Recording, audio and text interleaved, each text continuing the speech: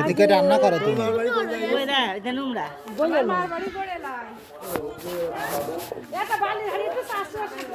রে ছাগল, ছাগল রে ছাগল। তোমার আব্বার নাম কি? তোমার নাম কি? আপনি জানেন না?